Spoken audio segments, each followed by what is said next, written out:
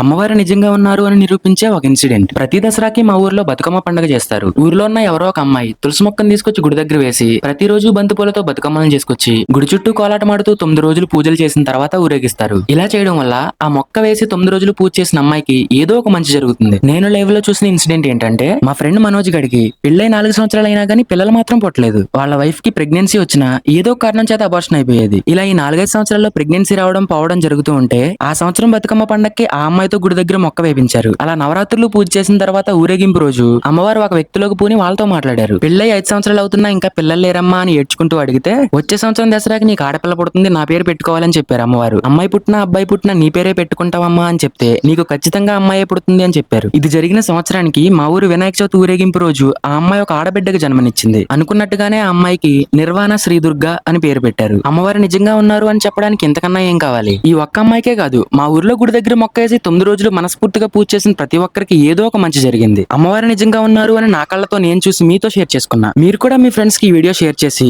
జై దుర్గా భవాని అని కామెంట్ చేయండి.